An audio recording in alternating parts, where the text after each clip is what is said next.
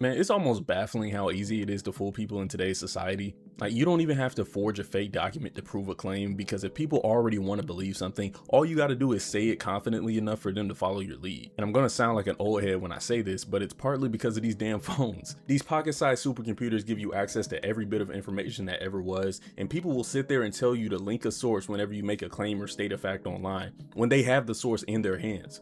And I'm gonna play devil's advocate real quick, and I need y'all to understand, this isn't an epidemic of laziness. This is a mass rewriting of mental function and capability. People on a general scale are becoming increasingly less comfortable with being inconvenienced. We, and by we, I mean people around my age, like mid-20s to mid-30s, are currently giving birth to the can't be bothered generation. Think about it. These kids in grade school right now have unfiltered access to the deepest, most unfathomable wells of history, art, and information humanity has ever seen, and the library is only getting bigger. Yet they would rather ask ChatGPT or Cloud to simply think for them.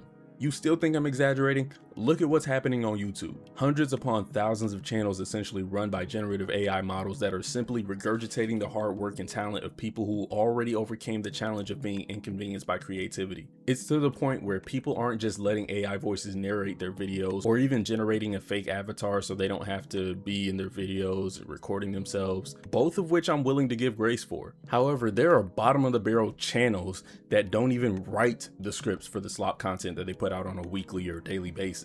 And what breaks my heart about this phenomenon is the fact that I see larger YouTube channels advocating for this style of automated content farming, people whose platforms were supposed to be there to support those that are struggling to have their content reach the intended audience, or those who are struggling to get off the ground in the video making process, or those that just want their voices and talents to be heard. These, scary word incoming, predatory channels are feeding off the desperation of smaller creators in order to drive their own numbers, because they know full and well how difficult it's becoming to grow as a small channel. And on top of that, the AI users are mass uploading boatloads of content every single hour that YouTube can't sift through with 100% accuracy. This removes space on the platform for real creators that have something to say and want to voice it or display it in their own unique way.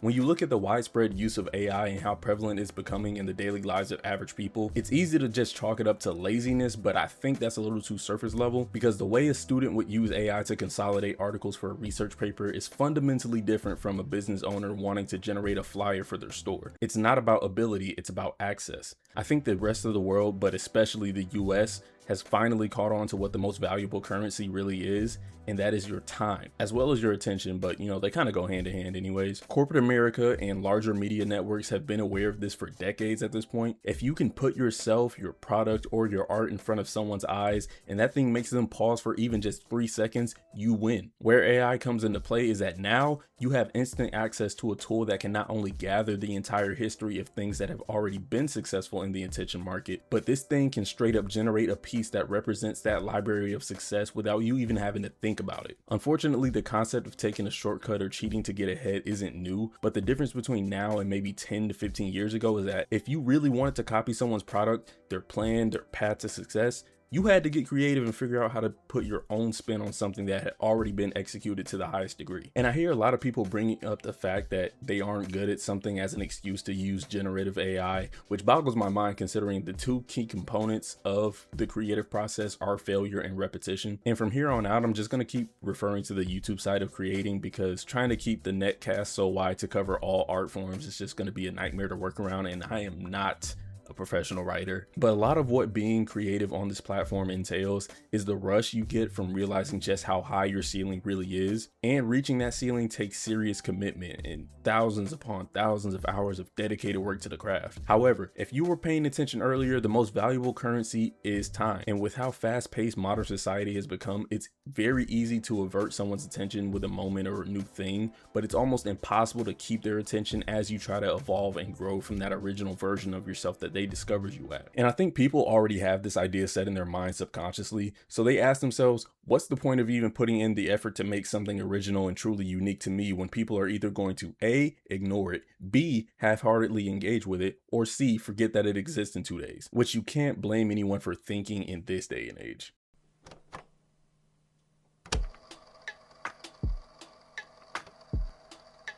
In my opinion, the greatest advantage of the creative process is simply gaining a new problem-solving skill. When making a YouTube video, especially on a tight budget, you have to figure out where to write your ideas and scripts, which isn't relatively that hard, but you also have to figure out how you're going to record your audio and visuals, find software of some kind that will allow you to edit videos as good as possible, and then find a decent photo editing program to make your thumbnails with. Hearing all of this, the average person who just sees monetary benefits of running a YouTube channel will just immediately jump to streamlining every aspect of that with AI. And before you get mad and call them names, you have to remove yourself from the mindset and perspective of someone that built the foundations of their goals with creativity as the base. These people see an opportunity and what that end result of said pathway looks like, then they completely miss out on the context of uploading 20, 50, 100 videos before amassing their first 1,000 subscribers. The late night spent editing a single section of a video because you gave yourself an arbitrary deadline, video on that coming soon. These AI slop channels have one goal, and it's to make the most money possible as fast as possible. For them, the name of the game is streamlining. The less friction they have to encounter, the better. No time wasted on wondering, engaging with nuance, problem solving, decision making, all of the inconveniences that come with free thinking in the creative process. And this is my number one reason for why I say the convenience of these AI tools has done irreparable damage to the landscape of creativity.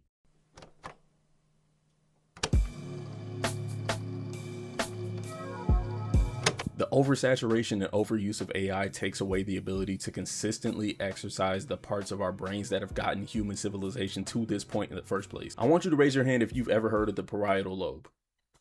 Now put your hand down because you're lying. The parietal lobe is the part of your brain responsible for spatial reasoning and manipulating visual information. Now, based on just that little bit of context, it should dawn on you how constantly allowing a robot to do the reasoning and visual manipulation for you is going to end up being problematic in the long run, right? Because even outside of visual information, this area of your brain also assists with symbolic thinking, mathematical reasoning, as well as reading and writing. But people, and especially kids who don't care about their schoolwork, aren't thinking about the long-term effects of heavy AI reliance. They simply see a new shiny opportunity to avoid the burden of thinking about something that doesn't give them dopamine or instant gratification. But the beauty of the human mind is how we're able to motivate and reward ourselves by setting internal goals and deadlines and challenges and parameters. Anything to make the completion of a task just that little bit more satisfying. Forcing your brain to think outside of the box or problem solve in a way that you aren't typically used to allows you to develop new skills and acquire new information that you wouldn't have had you just delegated the assignment to a chatbot. And I can't believe I'm about to say this in the year of our Lord 2026, but J. Cole has a line that almost perfectly encapsulates my point. In the song Love Yours, he says, "It's beauty in the struggle." And in the context of creativity, it hits so hard because, like I said before, the payoff is immensely more satisfying when there is genuine effort put into the process. And if your product is soulless and low effort, then even if you see success, it won't feel as gratifying to you because despite the story and narrative you spin on the outside world, it's going to sit with you like a stone in your stomach, knowing that you took the shortcut to get where you are. But I also understand that in this economy, that's kind of a worthy trade-off for a lot of people. Like, folks don't really want creative satisfaction. They want comfort and abundance. And unfortunately, with comfort comes complacency, which severely hinders mental development and subsequently the capacity to be creative altogether. But I want you to follow me on this. I think we all would agree that repetitive satisfaction is the quickest way to form a habit. It's the reason why we see people get addicted to nicotine, alcohol, hard drugs, social media. I don't think it's crazy or even far-fetched to say that anything, including convenience, can become an addiction. I've seen a total of 15 plus articles, YouTube videos, and thesis papers suggesting the idea that there is now an addiction to AI. But if we were to momentarily view or treat AI like a Schedule 1 substance, I wouldn't say that AI is the drug, it's the medium. The same way white powder can be snorted, injected, or inhaled, dopamine loops can be triggered through social media, food, sex, or in this case, AI. And this can obviously tie into the characteristics of addictive personalities, but at the end of the day, habits and conversely addictions stem from the release of dopamine. The easier it is for something to release that dopamine, the quicker you get attached to it. This is where AI enters the picture though. You think about how incomprehensibly fast, big ass word I know, AI models are at generating basically anything you could possibly think of, from coding to drawing to videos and basically anything digital in between. These machines are scarily suited to satisfy the human brain's desire for dopamine, which shouldn't be shocking in hindsight considering that humans created it, but I digress. When you really think about it, 1, the results are instant.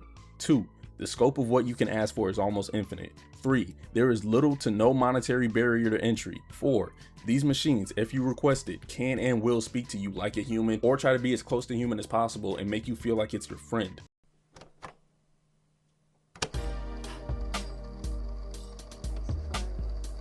This video has been pretty doom and gloom and generally negative, but there is a positive perspective to take from this whole AI takeover epidemic, and it's ironically a direct counter to the main point of this video. But people abusing the convenience of AI is forcing those who don't use it to become more creative. Just as I've seen an increase in the spread of AI slop channels on YouTube, I've also seen an influx in people literally propping their phones up, pressing record, and just talking. The most raw, unfiltered, and honest content you could possibly put out there. The reason YouTube is even to the point it is today. And not only am I noticing, but it seems like a large portion of the public is seeing it too. Real people desire real stories, connections, and content, and I see it in real time. Artists and people alike are going out of their way to flex their creative muscle, almost in retaliation or rebellion to what a lot of people are trying to make standard. And of course, as one of those rebels, I'm all for it personally. But I'm also realistic enough to understand and even agree that AI is an indescribably good tool to have in your arsenal. However, it should always remain as such, a tool. My personal standard that I'm holding to myself: I'll never use a glorified copy machine to do something I've already proven was possible with my own two hands. You don't have to follow my motto. Like, at the end of the day, you're the center of your own universe, just as I'm the center of mine. But the last thing the world needs is less people thinking outside the box. So my advice is to try closing ChatGPT, delete Gemini, and go challenge yourself. You'd be surprised what your mind is capable of.